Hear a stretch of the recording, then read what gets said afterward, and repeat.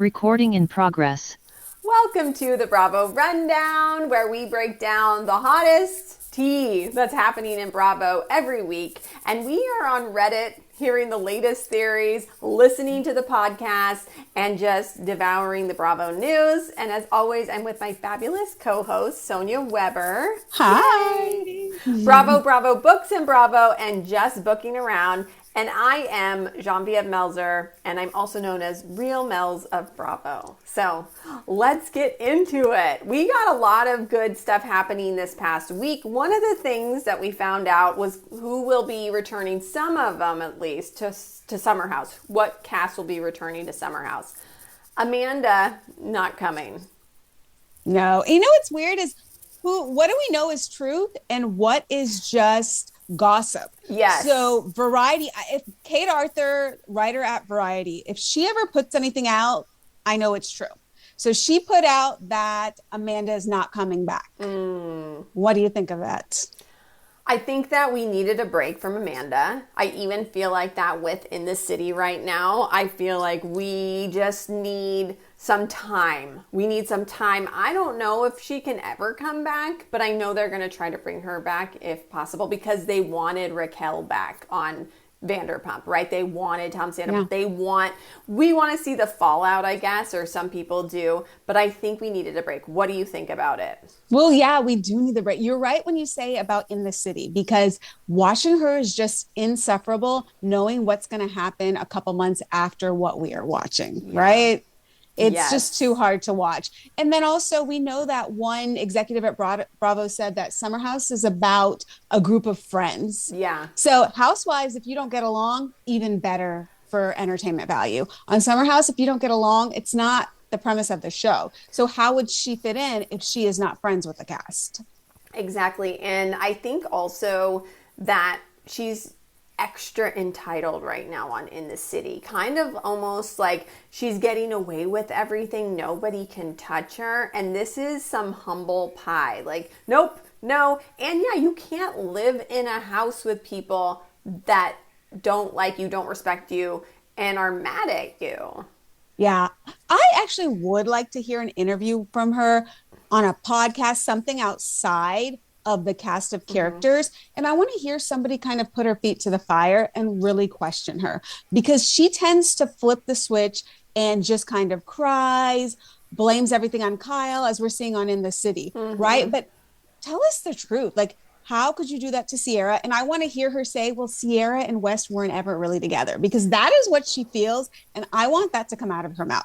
Yeah, I want to hear that too. I really do. And you know, this Summer House season, it's going to start filming like today, tomorrow. We know they start July 4th.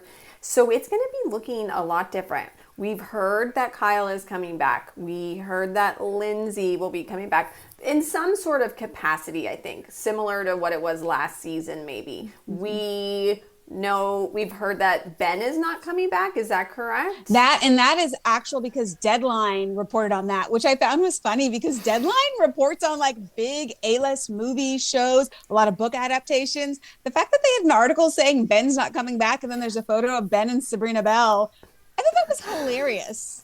No, that is, because it's like, you made it, Ben, to an article where you're not coming back. Like, sorry, buddy. That's going to be your peak in your television career in America. You go back to Australia now. Pretty much. And then what about KJ and Dara? So Bravo and Cocktails are reporting that KJ is not coming back, which means Dara wouldn't come back.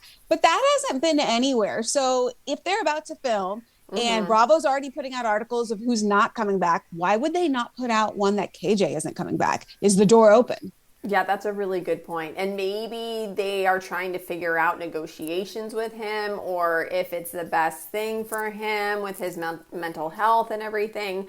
But this is going to be just such a weird... I could not imagine being Sierra right now, or any of the cast, except for Kyle and Lindsay, because they're kind of made for this. But going back and filming Summer House, I feel like everything is so fresh still, and you barely got a break.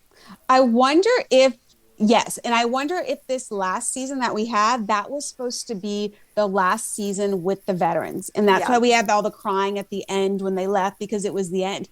Now they're back. So is this season going to be the transition for the veterans to leave Summer House? That's what I've, heard in some of those like gossip things. But we'll see, I guess, right? This is supposed to be the season that they're there, and then they will transition out next season. But we'll see. Or that I think that's what Lindsay said on Gibson's podcast. Yeah. Let's get into In the City because it was really good this week. It was so good. And it made me wonder, does it have the capacity to go long term? I'm sure it will come back for a second season just because of the scandal. Right. But outside of that, how amazing was this show, though, as its own television show? Yeah. And if you remember, first season of The Valley, very good. We didn't know if it was going to be any good. It was very good. And then that's why they have gotten, second and now a third season. And so it's kind of starting out, I feel like, same kind of good buzz, but hopefully... So I'm going to disagree. I think it's riding off the high of the Summer House scandal. Okay. Because last week's episode wasn't that great. It was a lot around Robin, a lot of some of the different characters, but I don't know that we've really got to dive deep into these side characters that we're seeing. Kenny, yes, with his father. Yeah. We don't know much about Whitney and her background, other than she moved over there for Kenny. The dermatologist, I can't even remember her name right now. Georgina. Love her. She's quirky, but I want to know more about her single life. What's going on there. This week, I think, was so good because it was a whole group scene. We're having a dinner party. There's arguments. There's a little humor. It worked. But outside of this episode, I don't know that we've had great episodes other than like we've seen a little more of Amanda and Kyle. But take that out of it, I don't know that it's been an amazing season. No, I agree with you. And I can't see any more Amanda and Kyle. And I do think we learned a little bit more about Georgina this week at that group scene when she shared about what it was like when she was, with her ex or breaking up with her ex. I thought that was good insight. I want to know more about these side characters. I really want to know more about Gavin. Yes, he is the little pot stirrer. He is Lisa Rinna on her final season. It's a little too obvious, but what's your story, Gavin? Okay, you have all these bars and restaurants that you own. How'd you get to that status? You seem pretty young, too. Yeah, and then what's happening with your love life? You want to talk about Kenny and his love life. Let's dive into yours. You want to talk about Amanda and Kyle. You want to talk about Owen and Danielle. He's very messy. He's the little instigator, but it's good because we need someone like that, and I think that Lindsay has put him under her wing, so to say. Did you see that thread? Someone said, not minion, but basically is Gavin her little minion? Yes, they're best friends, and she's doing what she's telling him what to do. Right, and good thing because he is being messy and he's creating story that we need. And yeah, I think you're right. I don't know if it has a staying power, but it has something the Valley does not have, and that is New York City and going to nice places. Where on the Valley, they're not going to nice places. And we'll talk a little bit about the Valley in a little bit, but they are going to places that anyone can go to, meaning that opulence of why we kind of watch these shows, that escapism, is not there. And you know who's sticking out more as more episodes go on is Yvonne. Yes. Yvonne has been a friend of Lindsay's for a long time. I remember the first season that Lindsay and Carl were officially together. They don't come to the Summer House 4th of July weekend because they're in DC. And I'm like, why would you miss out the first weekend of filming? She was in DC with her best friend, Yvonne. So that is a true friend. So she can question Lindsay. She can not put Lindsay in her place, but maybe kind of. And she kind of has when she's talking about the milkman, how Lindsay's going on a date and she's being honest. I feel that on Summer House, any of those other girls couldn't speak to Lindsay that way, and Lindsay would just listen and take it. Lindsay just listens and takes it from Yvonne. And I don't want to say take it because she's giving good, proper advice, but you could see it's someone that Lindsay actually sees as her equal, which I don't know that we've seen that with another woman. I don't think we have either. And what did you think of the Lindsay and Danielle fight? It was so good. When Lindsay said, "What are you doing here?" And you can just see in Danielle's eyes, we're like, that's it. That is why you won't get over everything. You are mad that I am on your show and you are resenting me. Lindsay has come out on Threads saying that's not what it is. You're on a television show. You should be sharing everything. I think it's both. I think, yes, Lindsay felt that way. You need to be sharing everything about your relationship, but also, why are you on this show? And she broke the fourth wall, like I was not expecting that, like, why are you on the show? And she was like, oh, that's why. And you know what? I actually am going to defend Danielle a little bit here because I feel like she has been open about her. Okay, maybe not entirely, but it seems like she's being as open as she can, maybe without discussing things that can't be discussed, like, divorce. Maybe there's like stuff you can't talk about. It's in the divorce proceedings. I'm not going to touch that. But I feel like she's being open like that. Her mom was on the show. I don't know. I think Danielle is a great addition to this cast. I agree. And Danielle says it. If I could tell you that there is an email, I don't remember what exactly she said. Something about there is an email that we can't speak about things is basically what I took from it, right? So I took that Ian's ex sent an email, maybe some kind of cease and desist, something like Lacey did with Jesse and Michelle. Like, you're not talking about anything about me on this show. So their hands are tied, which would make sense why Ian is just silent and not engaging. He comes off as kind of creepy, like I said last week, but I think it's that he's probably paranoid of getting some kind of lawsuit, or maybe you risk losing half of this if you speak about me on the show. So he's probably kind of like, I don't want to say anything because legally this could get me in trouble. And I think on that note, too, when Owen is being asked these questions every time they're together, like she said, you're not asking him where he's from, what he does. You're just jumping in and asking him about the storyline because you're on this show. At least, like, have the decency to be like, oh, so, what do you do or whatever? And then maybe a couple questions down the line, then you can ask about the ex. But, yeah, it's like everyone's just jumping on this guy, which... it's a reality show. So he needs to be like Brian. I can't discuss it from Rhode Island. Yes, right, Brian. It's a legal matter. I can't discuss it. He's got to at least say something like that because he looks really bad. But maybe he's scared to even touch it and say legally I can't say anything. Maybe he's that scared that he just looks kind of smug. I don't know that that's necessarily what he's trying to give off, but it's just awkward. And you start questioning, Danielle, why are you even with this guy? Why? What if it was something where he's going to lose X amount of money, like he might have to pay alimony or whatever, and it's like he is trying to keep that money down, but if he talks about her, then she gets more leverage. So maybe that's why he's just like, no, but yeah, you said last week on our pod that it doesn't seem like he wants to be there, and it's kind of feeling like that. He doesn't want to be on this show. Well, I think he's caught between both women. His ex, who he's trying to settle the divorce, whatever finances, but she doesn't want him filming. Danielle, my guess would be that they wouldn't let her on the show unless she had her partner with her. Yeah, you're probably right. I really think that they think that because we've seen it too many times where your partner won't film, your kids can't film. Like, it doesn't give out the full person of who they are. And this is the first season of a new show. Everyone's moving on in their lives. If your partner can't come on, kind of can't have you on the show. Absolutely. Here's the big question of the week. Was Danielle wearing white or was she wearing pink? No, I think she was wearing pink, but I still think it wasn't an appropriate dress to wear to the wedding. Like everyone said, if you had to ask, probably not a good option to wear. Okay, this is terrible. One time I wore this cream, but it had tan. It was like lace, so it was like cream, but it had tan.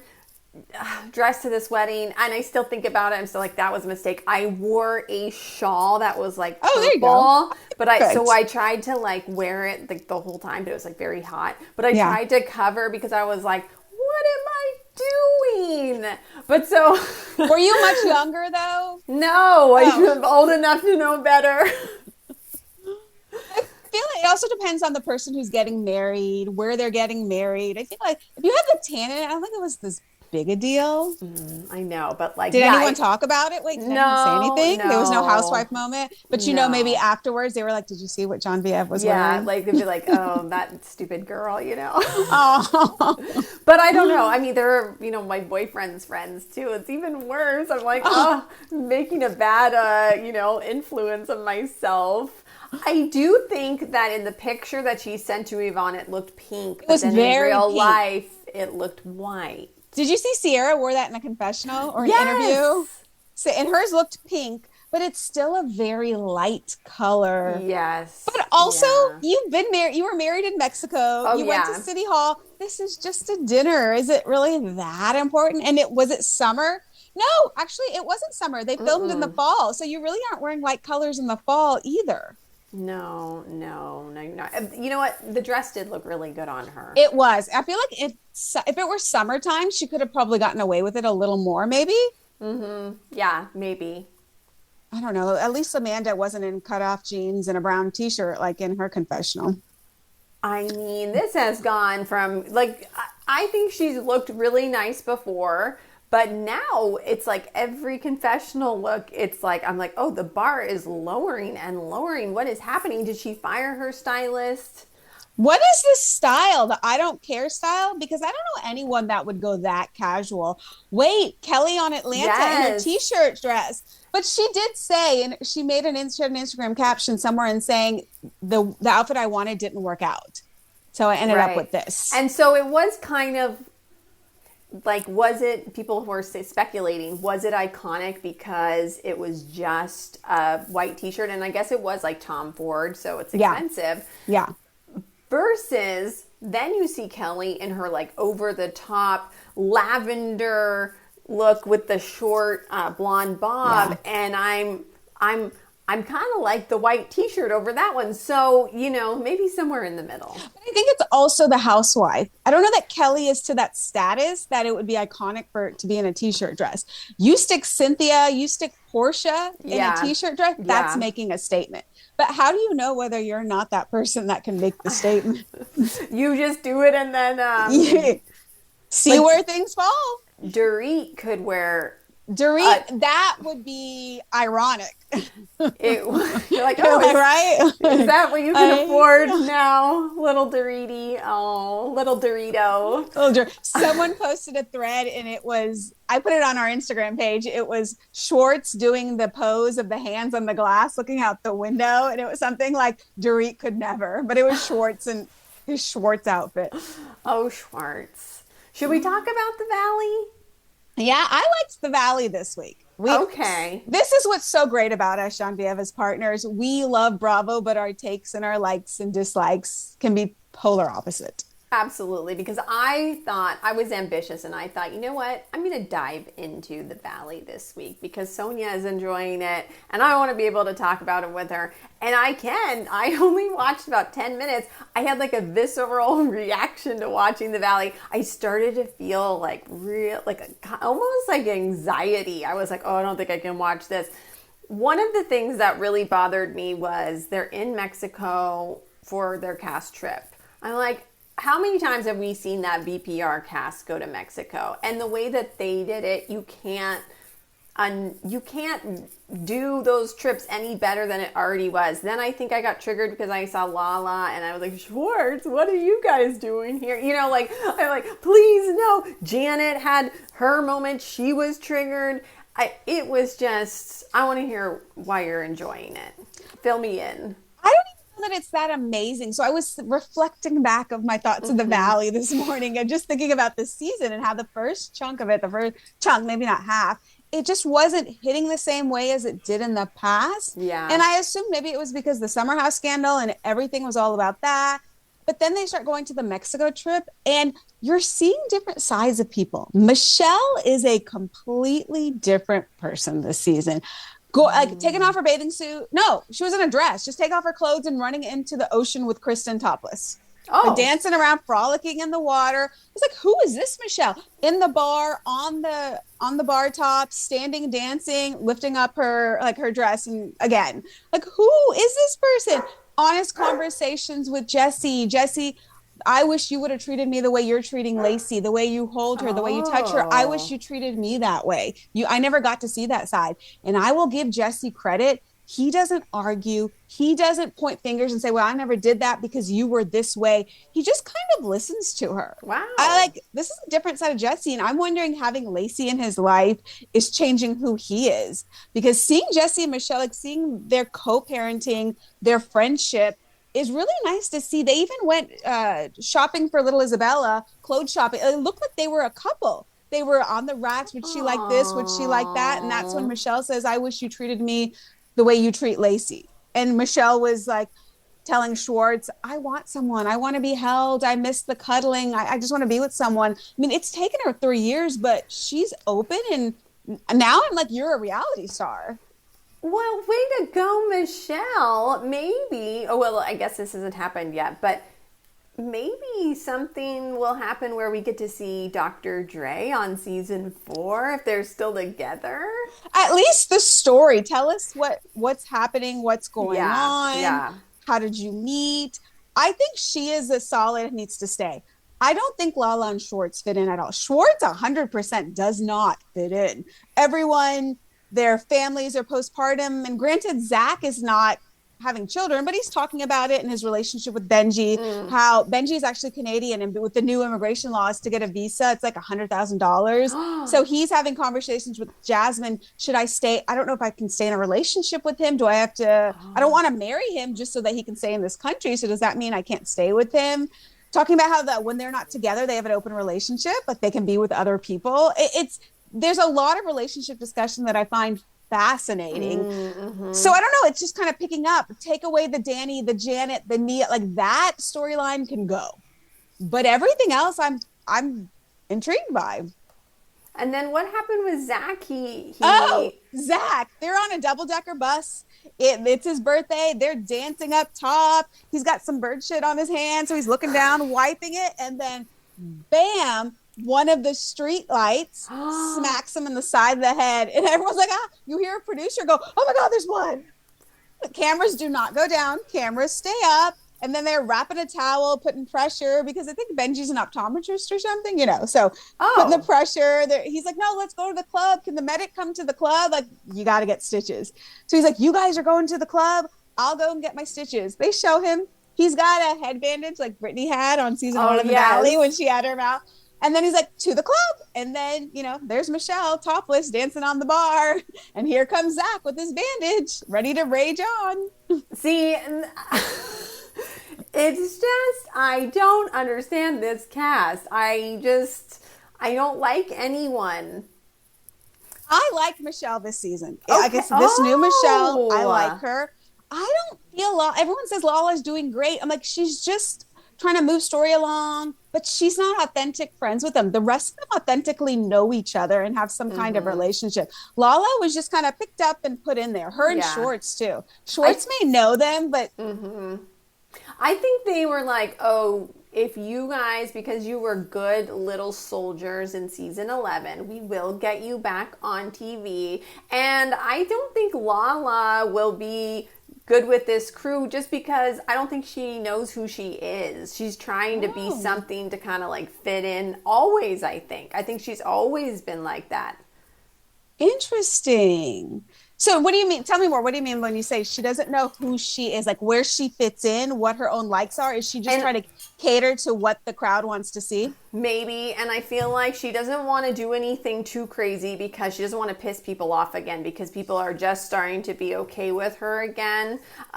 So I feel like she's like, okay, where can I fit in? But also, isn't she friends with Janet and I don't know if it's a real friendship or if they went in, we're going to be allies going in here. Oh, okay. Like Sheena and Janet are good friends. We need Sheena. Like Bravo, you're going to have to cut Lala and Schwartz and both of their paychecks you give to Sheena. Because Janet and Ariana are actually good friends in real life. And so it is a little odd because of how Lala treated Ariana that her and Janet would be very close because even Ariana has like recently been seen hanging out with Janet. You know what I mean? So I also have another thing to say about Lala. Okay. Well, let me really quick say, when you say Janet and Lala and Sheena, that friendship, Janet hasn't been on Sheena's podcast in a long time. I just realized that. Oh, maybe she's not friends with her anymore, but she's definitely friends with Ariana. That could be it then. And that's why we need Sheena to come in because Lala's looking all high and mighty and pretty and telling people what to do. Oh, you had a massive falling out with Sheena. And it kind of seems like you're partly to blame for it. So we need to see that be figured out on the show. Yes. Yeah, if we have to deal with Lala, then we need to deal with Sheena, because Sheena has the receipts, and Sheena's got all of those secrets.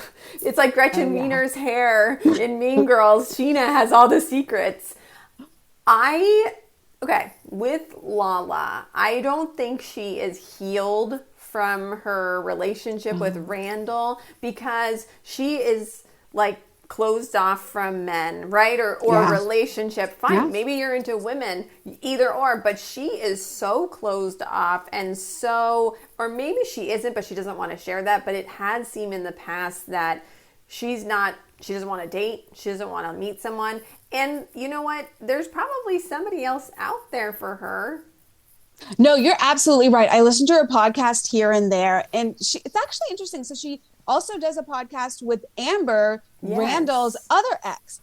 And someone had asked them how your co-parenting is going. So Amber moved out of LA. She's in Montana or somewhere.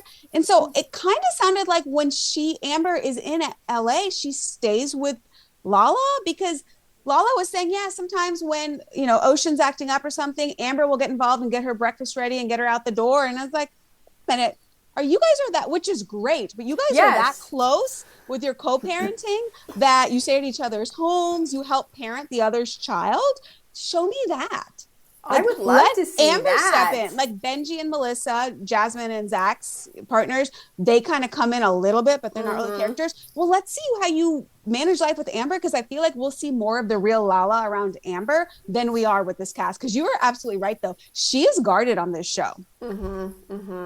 Which I understand why she's guarded, because I know that she got a lot of hate during season 11, after season 11, continuing now. I mean, if she ever saw any of my videos about her, they are all very like, I do not forgive you. I will never forgive you.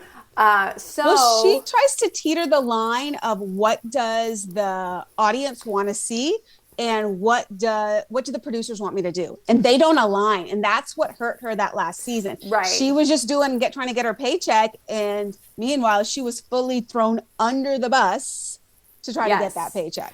And this is like whatever, but I listened to Jeff Lewis on 31 Flavors podcast, Alex Baskin, on that, whatever his podcast was called. And Jeff had said, either he decided this or someone else had said this to him that was like a big executive, was that a good reality star cannot be in the comments and has to live in their bubble. They cannot act like what the audience wants them to act like.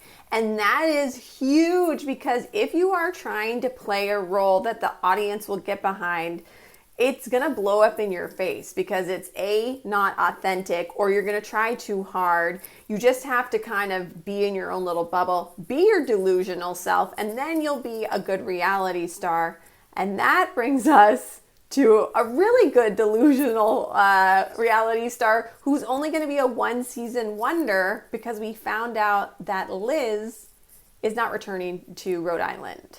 And those rumors had been circulating, so we kind of knew it was coming. Yeah. But I also feel that if you watch the end of the season, she seemed checked out. She seemed like Ian from In the City. She just seemed annoyed wherever she went. She didn't like conversations coming up. At the reunion, she really didn't speak all that much unless she was defending herself. She was like a no-show in the reunion part 2. And that's all editing too. Maybe she said a little bit more. But yeah, it was like, nothing in this episode. People were speculating it's because of the ongoing, the things that are happening with Dino and the sports fishing boat and allegedly all that stuff. Will you miss her? Well, first she put out a post saying that people are speculating there are reasons why I'm leaving, and those are not the reasons, and I will go after those people. So I'm not saying there's any reason that she's leaving other than she wants to be with her family. She has a grandbaby now, right? So that's why. I don't know that she contributed a ton. I think towards the end of the season, right? She was just kind of there. Remember the water slide and the butlers on that one trip? She just walked away. I think she could have had the potential to be a good motherly figure. Yeah. But she seemed that she just did, like, these women are younger. I don't want to get in the middle of this. I don't think that it's going to hurt that much. I think they're going to need a strong figure that will tell it like it is and just be their authentic self. And we had mentioned that Monique, right? Yeah, I think so. She's friends with Rosie and she's friends with Alicia. So and she would be a good one. Yeah, and she was the one who was at the Riches Sinatra night or whatever. She came in. And she's married to NFL players. Yeah, like that all sounds like very interesting already, just those couple of lines about her. And I think you're right. I don't know if they would need her. I think Liz would have been great in a friend of capacity. Yeah. Then we're not going to dive into the ongoing. You could keep everything, you know, kind of up here, and then you just come in like how Dolores did. But yeah, I mean, I enjoyed her, but I think they probably can find something that works. I think they can. I don't think it'll be too bad. And even if she didn't do anything, the fact that she's connected to Dino and suddenly the Bravo world is very interested in what he does. Like, he pled not guilty, correct? So he has to go to trial. So. Yeah. And he has to go to trial now. So I would imagine around the time the show comes out, at some point in the process of filming to when it comes out, that case is going to be going on, and it's going to make that case even worse because it's connected to Bravo. Right. And then you got somebody like Joellen on the show who's going to 1000% bring it up on camera because the producers want that. She wants that. And now you got someone like Joellen who's got receipts and wants to show you the proof, the timeline, everything. And you don't want that heat. No, and I am very curious what season 2 Joellen looks like. Yes, me too, because we did get a little bit of some heat for our opinions on Joellen recently. Yes, people absolutely love her and didn't like that. We're just questionable. I don't put anybody on TV, politics, anyone on this high pedestal and proclaim that they are perfect at what they do. And Joellen really got that treatment this season because what happens when you put someone up there, they're inevitably going to fall. You're creating this too big of an image for them to ever be able to sustain. So keep them mid to low so they can only do better than what you expect out of them. Exactly. Never meet your heroes. That's why they say that, because when you meet those people, they usually disappoint you. And yeah, I think also I love Alicia, but everyone loves her right now. It's going to be a tough season 2 or season 3 unless, I don't know, I mean, she's very lovable, but like, I'm just thinking like, just don't get used to the love because there's always another season where you become the villain or something. It seems impossible that Alicia could be the villain, but you never know. Well, not the villain, but I think we're not going to think, oh, she's so cute and lovable. There was a part in that reunion, the part 2, when she said this on the show, how she wants to know more about, she wants her name on the trust. She wants to know more about what's going on. Well, then you've got her partner, fiance, telling her, you're on it. I've said we could have meetings. Oh no, I've turned off. I don't want to hear about it. It's boring. Yeah. Well, stop saying that he's keeping your name off of things or taking your money when you refuse to sit down and understand what's going on. Now it's on you. Yes. No, yes. And I was right there with you on that. I was like, wait a second. He just answered all these questions and he answered them like exactly what you want. You want to trust. That means that you will get, you know, like he's like, I want to show you everything. There's a manager lady that does all that stuff. Like it all seemed very on the up and up and very business oriented and the right way to do things. And then she just didn't want to listen. I'm like, oh, okay. I see. I gotta see his side now. And even Andy said that, right? Yeah. He said we've had housewives that weren't paying attention to what was going on and they ended up getting burned in the end. Yeah. Now there is a slight chance. Someone said he was a mergers and acquisition attorney. Oh. So he knows what he's doing. There's a slight chance that maybe Alicia knows he's playing manipulative games and she didn't want to argue with them and just said, never see, I don't want to hear it. I mean, there's like a 2% chance. I'm just throwing out another theory. No, I mean, but I'm leaning more towards she's not the sharpest, and maybe it is because I can get that way with my husband. I'm like, it's just I don't want to know. He'll be like, no, you need to hear this. Like, you need to sit down and we're having a meeting. You need to know what's going on. I was like, oh, okay. But in my head, I'm like, Alicia, I was like, what? Yeah. What's, just tell me the bottom line. Give me the cliff notes. And imagine if that is the case, that he is like swindling her and like lying to her. That's going to be a great housewives storyline. Because wasn't there that Instagram story that she put out? Yes. And then she quickly took it down. Do you remember what it said? Yeah, it was something about like, what do you recommend? Or like, what if you don't see your money, it's just taken from you. But then during the reunion, like, or you don't know where it's put or whatever. It's just taken to you. Your own money. Something about like your own money is put in a different account. Yeah, that you don't like, see. Paid bills or used to pay bills or something.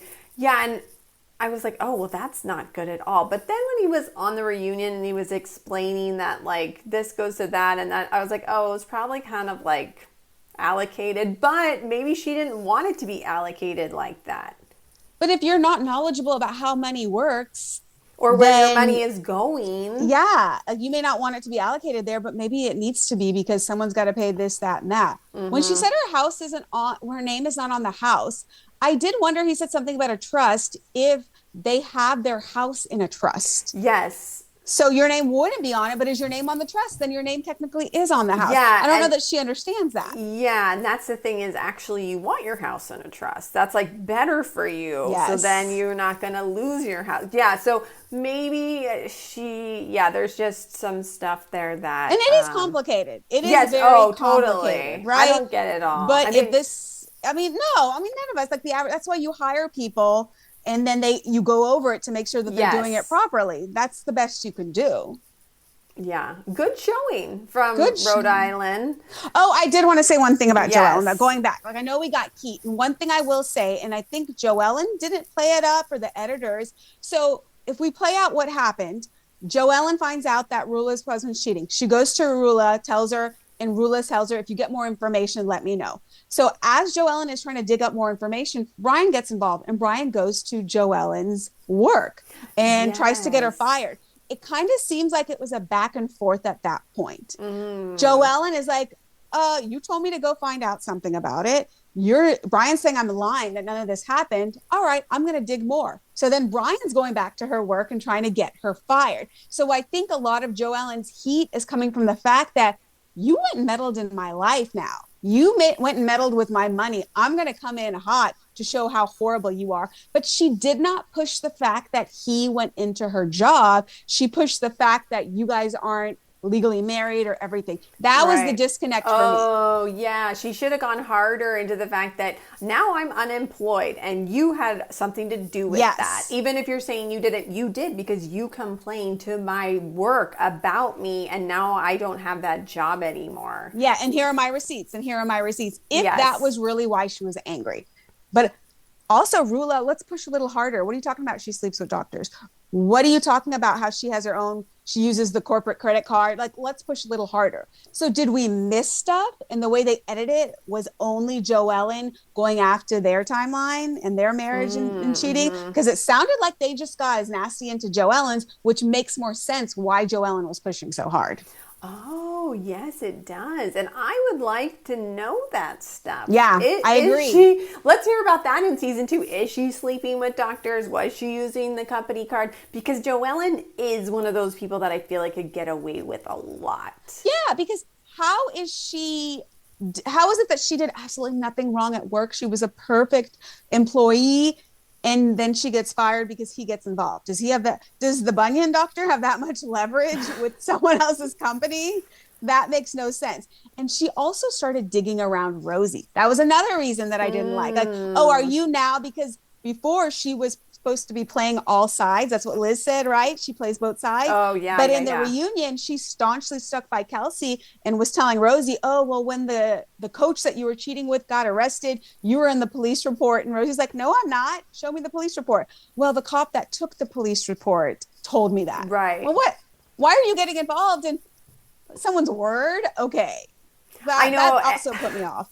I was like hook, line, and sinker this is the problem. When Joellen said that Rosie was in the police report, I was like, she's got you. She's got you. And then I was listening to Crappens later, and they're like, listen, if there was a police report with her name on it, we would see it. It would be out. And I was like, oh, you're right. Like, yeah, you would. Yeah. Because when she said that, I was like, you got her. And then it was like, oh, the cop told me. I know. I was like, oh, I was still like, oh, she knows the cop who pulled it. You know, like I was still like right there. You were still. Yes, I was like, is that like Gary's third cousin twice removed who was having a beer with Gary and said like, oh yeah, I remember. I saw her there that night. Yeah, I was like, oh, of course. But she is a good housewife. Yes. At the end of the day, we still need her. We don't only want housewives who we love and think are perfect, like Ashley. I love her. Also, a lot of people don't want her back. I want her back. I want to see more. But we still like Joellen. That's what I just want to say as a housewife. No, and you know what? I think she is a good housewife. Would I want to work with her? No way. Absolutely not. If I was working with her, like at whatever her job was, it was something with the medical sales. I feel like she would be the kind of person that is like, oh, you were on break, so I stole your client. Yes. Right? Like, wait, what? Like, oh, but your list of clients is gone. Where did it go? Joellen has it. Not seen, allegedly. Okay, I have to say that. But she seems very like cunning, cutthroat. Yes. Yes, cutthroat. she is.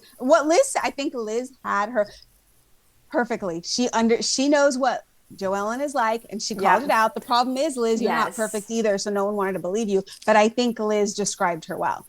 I agree. I think Liz clocked her, but everyone is like against Liz right now, so they're like, they can't hear it. Let's wait for season 2 and season 3. I want them to run it back. Obviously, Liz won't be there, so they need to bring in someone else, but keep everyone else just to see what happens.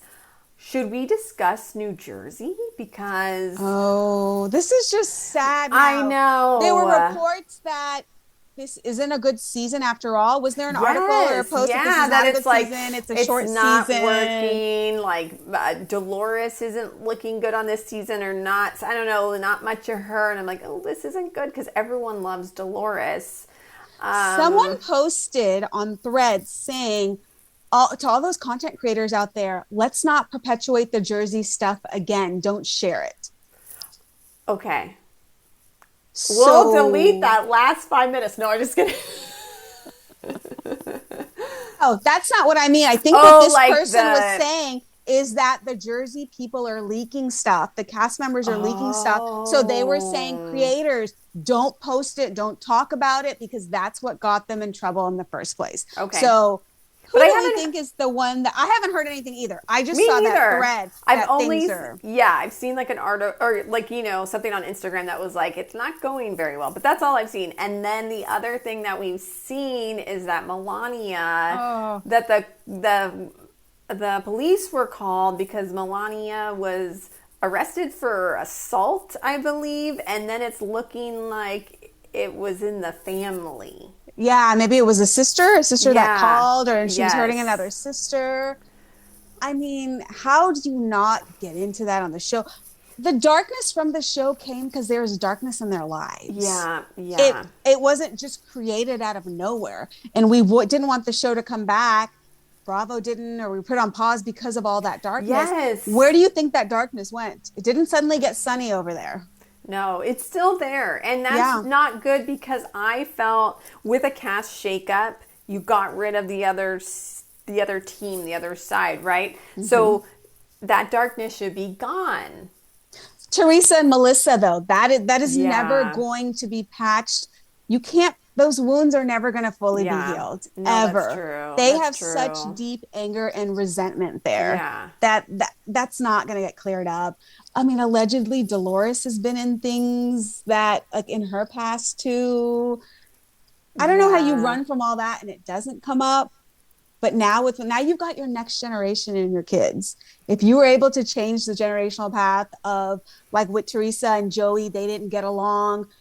Remember, what is their cousin? The Wakilis.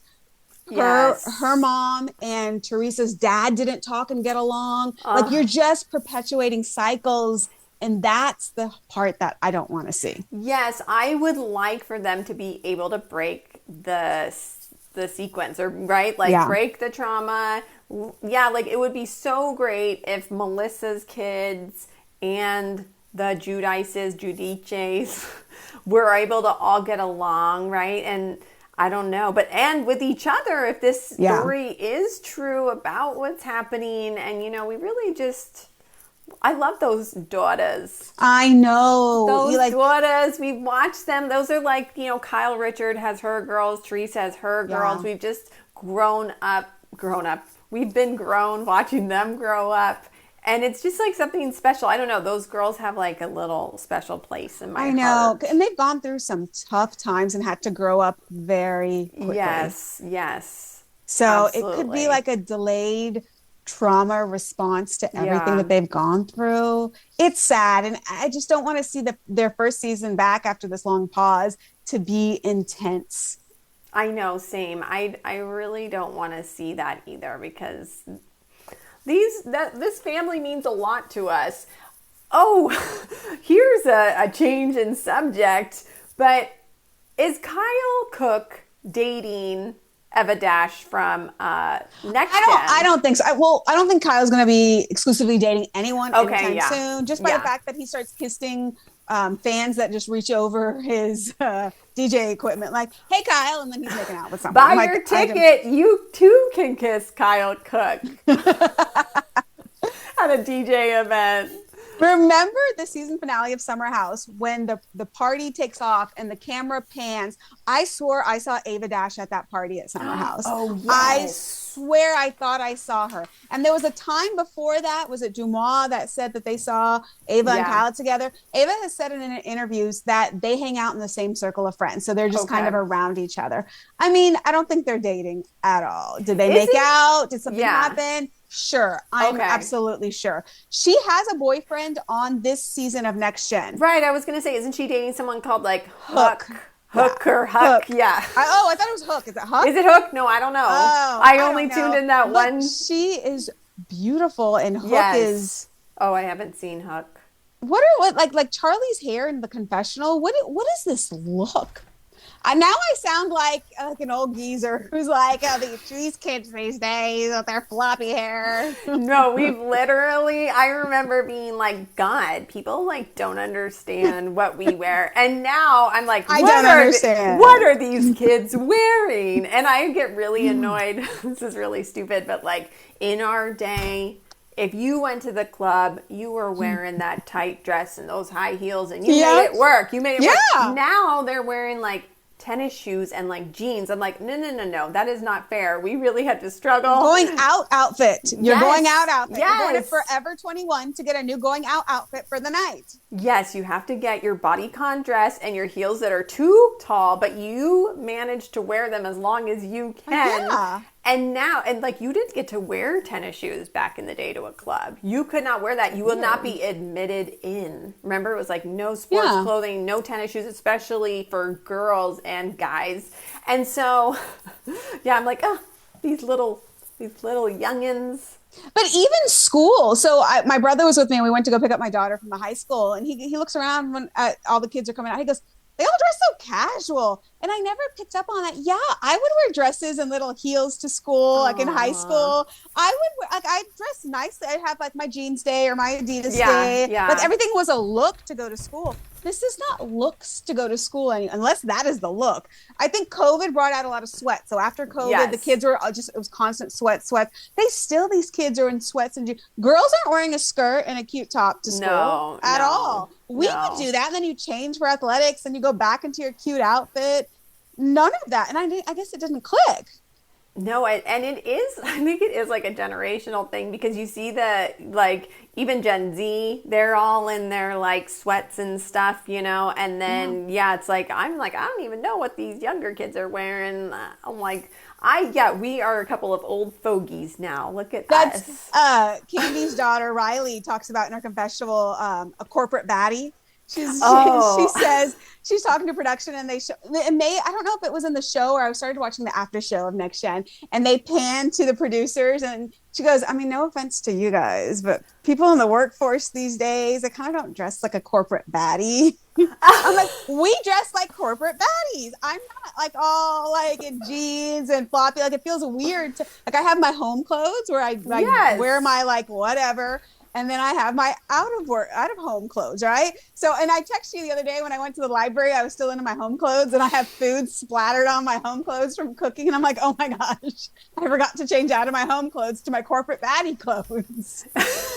No, there's literally two looks. There's corporate baddie, and then there's your like, maybe like, is she okay? She's just like, yeah, it's sweats. It's maybe there's stains. The hair is like a mess. Bun, you know, always. It's like, yeah, no makeup. It's just, yeah, there's the two extremes and that's it. My favorite Target V-necks that I wash so much, they get these really tiny holes like right around the stomach. Time for a new $8 Target V-neck. Gotta replace it. Oh my God. I love it. We'd fit in with Amanda. We really would. Clothes. Oh, and you know what? I have a hot take that I wanted to share with you about I was like, and I like came up with this. Okay, so Kyle and Amanda and West and Amanda. These relationships are a lot more similar than we thought because Amanda, think back to early seasons of Summer House when Kyle's wearing that like ridiculous mullet wig and she puts it on or she has her own in one of those episodes and she's like, I'm Mrs. Send It. It's very like, ew. And I was thinking about this and remember Kyle's problem with, at first, the first thing Kyle says about her when we hear who Amanda is, he said, Amanda's so cool. We hung out for 6 months and she's just so nice. She never asked for anything or something like that. Alluding to the fact of like, this girl is just like a nice girl. She doesn't ask for much, right? Like she's like a cool girl like that. Kyle's looking for like a cool party girl, right? Who wants to send it with him. I think Amanda was pretending or trying to be what Kyle wanted. She wanted to be that party girl. She wanted to be that cool girl, Mrs. Send It. And then she got him, right? And like, then eventually she was like, oh, I don't want to do this anymore with him. But now she wants to be the cool girl with Wes. She wants to pretend to be something that she's not to be with Wes. So she's doing the same pattern yet again because maybe she doesn't know who she really is. Maybe she's not confident enough to know or figure it out. Or maybe that's who she is. But I was just like, wait, these relationships are very similar. Because it was a guy who wanted a fun, cool party girl who's okay with whatever. And she's trying to pretend that that's what she is when I don't think that's what she is. And she never has been. And that's why it didn't work out with Kyle. Because if you were that fun party girl, guess what? You would have gone out and just partied with him and you'd still be partying with Kyle today. No, I don't even think that's a hot take. I think that is spot on of what's going on. I mean, granted, based on our Joellen commentary, maybe it is a hot take because things that we think of one way, people don't always agree with us. But no, that's true. To me, I totally agree with you. I think she sees it as a competition and she sees it as a game. You're absolutely right. It's the same thing. Like, it's like, I'm going to be the one to catch him and I'm going to be the one to settle down. We don't know what Kyle was like in that whole scene before the show started. We know what West has been like the last 3 years and all the women that he has gone through. So to her, it's like, I'm going to get him. Just watch. He's going to be mine. Okay, great. What are you getting? What is the prize? That's what you want? You really, really think that he's going to drop everything for you? Especially in that whiteboard confessional, he kind of seemed like there's maybe some love still there with Miha. The way that was the one person that he could express that he kind of did her wrong, could never say that about Sierra. Exactly. And the fact that they did talk for 6 hours shows that West actually cares for her because he would not spend his time, right? It's all about him, his special time on the phone with someone for 6 hours if she didn't matter to him. And that is a big tale because he did not care about Sierra. He didn't call her and talk to her for 6 hours. He didn't even call her. So yeah, I think that Miha actually holds a lot more weight than what we even thought. But that whiteboard, that was like, oh, yeah. Yes. I just don't see how this is going to keep going. Then we see the photos in the lettuce dress that I was convinced was an AI photo. Yes. I mean, the clarity of that photo. Who took that photo? And then it was only 2 accounts that even shared that photo. Dumas and Bravo and Cocktails didn't share it. It was Bravo, Love Baby, and Where What Happens Live. So I was like, it totally got to be AI. But there was another photo from that wedding too in the celery dress. Like, how did they get that photo? The lettuce dress, the celery dress is so funny. Yeah, if you guys have seen this, it's like this big green flower thing on the front of it. And yes, there's one picture with Wes has like a napkin wrapped around his head, and then like, she does it. I saw another photo where she does it too. Like, what? No, is that the mullet? Like the equivalent of Kyle's mullet? I'm Mrs. Napkin over the head. Like, and that dress, just what she is, such a tiny figure. Like, save that dress for us who are not that tiny. Maybe want to hide a pooch, maybe a pregnant woman. Like, that dress just swallowed her. It was not for her at all. And I did make a video about that, not the dress, but the picture, because it did look like AI. There was something off about both of them, but then there was that other picture where it did look like them. So I was like, okay. But people, have been like, there's something off about this photo. Like, it's odd. And so they're on that wedding tour still. Wes Wilson has like a massive friend group, and they just keep getting married, and him and Amanda just keep going to weddings. I felt like Kyle and Lindsay went through that for a while in Summer House. Like, oh, we're not here, we're at a wedding. And they all got married in Italy. Everyone gets married. Yeah. Do they have like special package deals at the hotels or the venues there? Where like, get married here, we'll offer you a deal. They have rich friends that are doing that because, come on, that's expensive. And then to expect your guests to come to Italy too, especially when everyone is getting married different places. That's the big part. You got to have rich friends too that are going to just go to Italy for a wedding, because unless you're making a vacation out of it, that's an expensive wedding. I know. That lettuce dress, that was so good. You just clocked it. Lettuce, celery, Brussels sprouts. So bad. So bad. Oh my gosh. Although her polka dot dress in Italy too, the photo we saw with the bun, it was again so baggy on her. Yeah. I think she likes that baggy look, like fits. and that's something that is big, and models do that too, right? And they look really cool in those like big baggy things. She doesn't. Yeah, I don't know. Not for me. Not for was me. there anything else that you wanted to talk about before we get into what we can't stop thinking about? No, I was just about to jump into that. Oh, good. I can't Let's stop hear. thinking about. So I read Reza's memoir. Oh. And the reason was I was at the library and I just saw it sitting on the new bookshelf. It was next to Patricia's Alshul from Southern Charm, which that one has been sitting on the new bookshelf since October. Every time I go, no one is getting it. And I don't know why the librarian's not moving it to the actual shelf. It's still downstairs, new books. But Reza's was there. I was like, okay, let me try it. I want to hear his story as an immigrant from Iran. It was really good.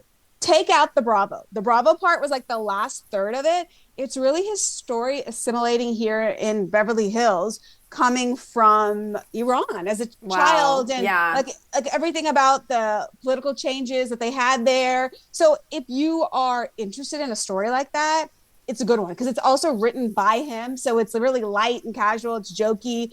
The only super juicy thing was in there. He dated Bob Harper. And he was kind of in a throuple with Bob Harper when Bob Harper was married, but I don't know if that husband knew that he was in a throuple or if he was just straight up cheating. Were they both on the same season of Traitors? No. Oh, or were they on different seasons? Reza was on the first season. Was Bob Harper? I don't think Bob Harper was on the first season. I don't think so either, because I was like, wait, what? Oh my God. So he says they're good friends today still. Yeah, cool. I was like, I never knew that.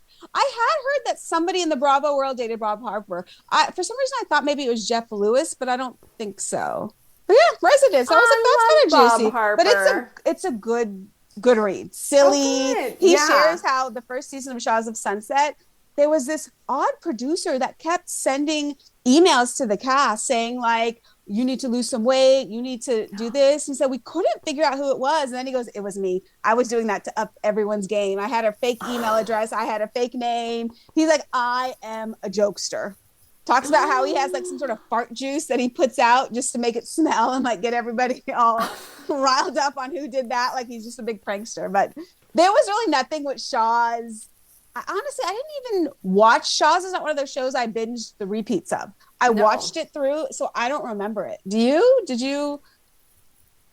Not too much. I remember early Shaw's a little bit. It's just kind of like a little, it's like a little bubble in my mind, right? Like I don't remember specifics, but I just know I watched Shaw's. I know the feelings that I have about Shaw's. Yeah. And I didn't watch late seasons of Shaw's, so I don't know any of the weird stuff that happened with like Tommy and stuff. You know, like I don't remember. Yeah, I just remember it all in like a good light, basically in my memory.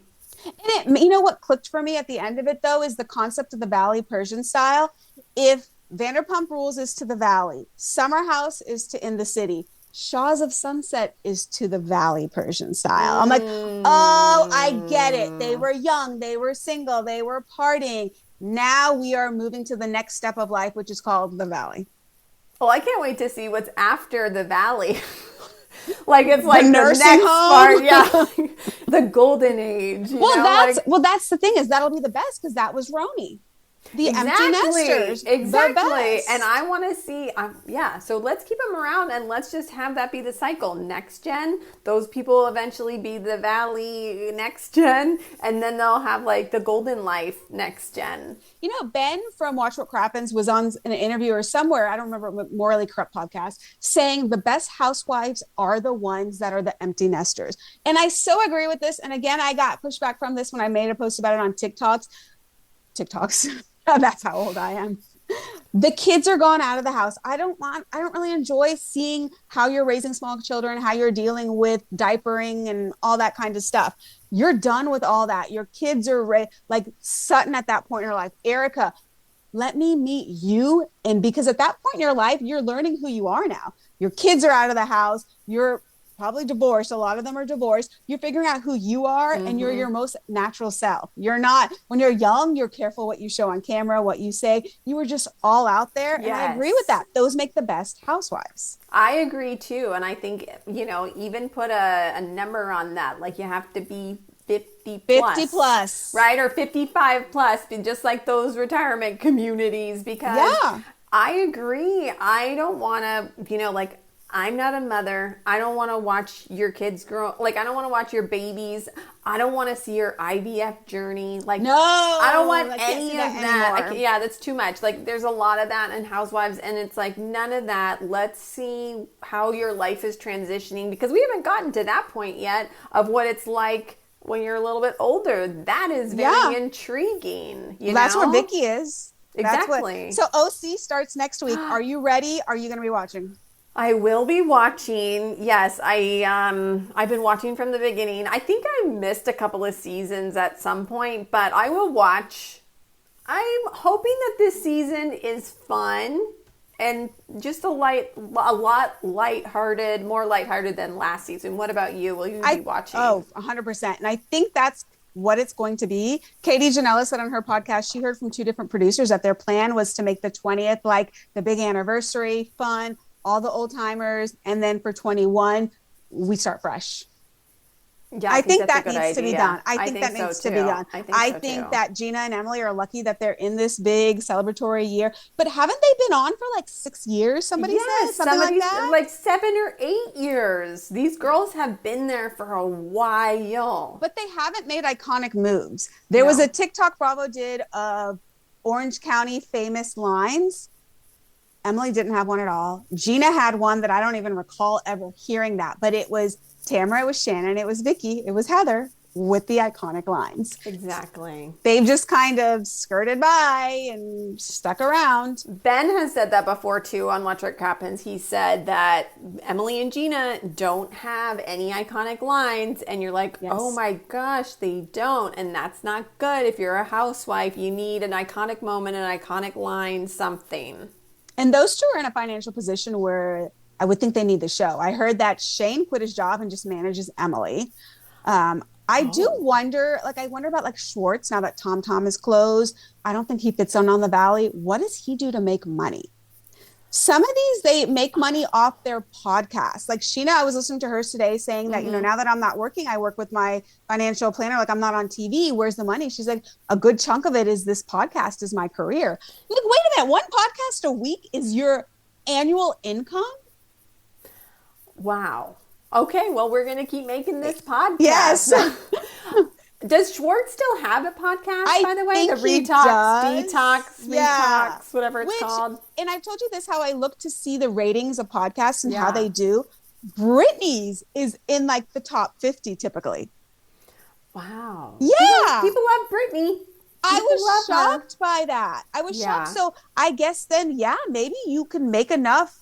A podcast network pays you a salary. I would like to know what it is. If you guys know what it is, message us on Instagram, please message us. the.bravo rundown, and tell us what is income of these podcasters. Because even Dana, Katie and Dana, like Dana Kathan, she came out saying that she quit her corporate job and she just podcasts full time. Again, once a week a podcast. I guess you have to live life to discuss it, but once a week, and that is your annual income. Yeah. I'm jealous. I'm jealous too. I'm really jealous. And does Sheena only do one podcast a week? Sheena? Still? Yeah. Yeah. Oh, wow. Yeah. Because some of them do two now, right? Like Giggly Yes. Squad does two. Yes. But those girls are just raking in that dough, so might as well do two a week. Is it ad dollars? Is that what it is? I Is think you're it that big must of a be. podcast? I so think you get so. like the big I think deals. so. Like The Ryan big- Bailey, like 5, 6, 7 podcasts a week. Crappens, they do Oh, however. yeah. That I understand that is Yeah. your income. Oh, You're totally. 'Cause watching you're watching, working that. posting, You're watching, working posting. that. But just one, yeah. Wow. Katie and Dana's and even Sheena, and there's not a recap show. They're just living life and talking about it. Yeah. Yeah. I guess when you have the fame, that's that fame thing that we need. Although, would you go on a reality show? Okay, you'll get the fame, you'll get the money, you're going to make really a lot of money on your podcast, but you have to be on a reality show and you have to let people see everything. Are you going to do it? absolutely not. I don't even like to show my face on TikTok. When I make TikToks, I voice them over and it tries to show my face, like turn around. Nope, absolutely not. This is the most I'll show my face. What about you? Nope, absolutely not. I do not want to be on reality TV. I made videos about these people, and I don't want someone making videos about me. Okay, they're like, look what she wore. Ugh. Like, oh, no. Well, I rewinds people to the house clothes part of the podcast. We clearly can't do reality TV. We're not doing it. My favorite, or what I can't stop thinking about this week is that on Real Housewives of Atlanta, the end of the episode, they're in Scotland. There was just this really wonderful scene that sometimes we forget with housewives. It's not all about fighting. It is also about the friendships of these women. And they had this incredible scene with Portia, Phaedra, Drew, Cynthia, and Kelly comes in, and they were really all talking about kind of divorce and the struggles that Kelly was going through, and the other women are going through similar struggles or have been through similar struggles. Like Drew started crying because she's like, I don't know if I'm going to be able to keep my house because her and Ralph are, getting divorced. And it was just really one of those special moments in Housewives where you're like, oh, this is why I watch this. You're like, I'm not toxic. I'm not watching this just for fights. Like these relationships with these women are so special. So that I was like, oh, well, and it was super special too, just because Kelly hasn't been getting along with any of them, or they haven't been getting along with Kelly. Yeah. Kelly hasn't been vulnerable, very combative. And so to see that, that was really nice to see. I agree. Right. Okay. Well, we are done for the week. Thank you for listening, and we will be with you next time. This is the Bravo Rundown, and we love that you're listening. And leave us a 5-star review. Yes. We will read it on here and give you a shout out. So please follow us. We are on Instagram and TikTok, the .bravo rundown. Yes, leave us a review. 5 stars only. Thank you. Bye.